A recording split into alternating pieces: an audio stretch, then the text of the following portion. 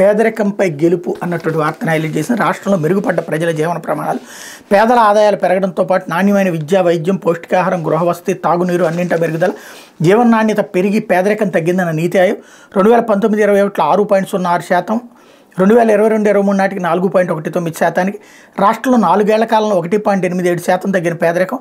ఇదే కాలంలో దేశ సగటు 14.96% నుంచి 11.28% తగ్గుదల. నవరత్నాల్లో వేగంగా సుస్థిర అభివృద్ధి లక్ష్యాల సాధన.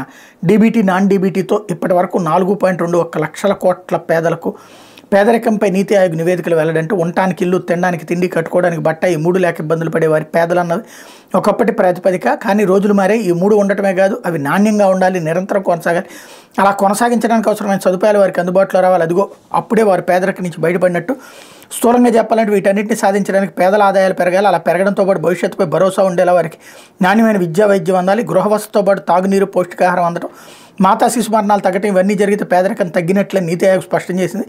నాణ్యమైన విద్యా వైద్యం అందితే పేదల జీవితాల్లో గణనీయమైన మార్పులు వస్తాయని పేర్కొంది.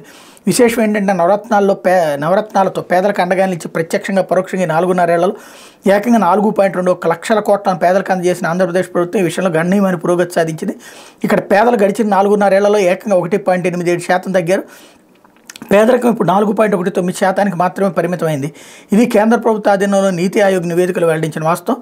ఇది ఆంధ్రప్రదేశ్ ప్రభుత్వం తెచ్చిన మార్పు అన్నట్టు వార్తని హైలైట్ చేశారు. లేకపోతే నితీష్ మళ్ళీ జంప్ అంటూ ఇండియా కూటమికి జేడీయూ గుడ్ బై, బీజేపీతో దోస్తీ, బీహార్ సీఎంగా ఉదయం రాజీనామా, సాయంత్రం మళ్లీ ప్రమాణం, బీహార్లో మహాగఠబంధన్ సంకీర్ణం నుంచి నిష్క్రమణ, ఎన్డీఏలో చేరిక, బీజేపీతో కలిసి మళ్లీ ప్రభుత్వం ఏర్పాటు, ముఖ్యమంత్రిగా రికార్డు స్థాయిలో 9వ పగ్గాలు, 2 బీజేపీ నేతలకు డిప్యూటీ సీఎం పదవులు, ఒక్క రోజులో వేగంగా మారిపోయిన పరిణామాలు, నితీష్ చేరిపై బగ్గుమన్న కాంగ్రెస్, ఆర్జేడీ వామపక్షాలు, ఆయన ఓసరవెల్లి నైజాన్ని చాటుకున్నారని ధ్వజం అన్నటువంటి వార్తను హైలైట్ చేశారు. అధికారమే పరమావధి, కూటమికి గట్టి దెబ్బ, ఇక ఎటు వెళ్ళనంటూ నితీష్ స్టేట్మెంట్. అట్లాగే ఆయారం గయారాముల నిష్క్రమణతో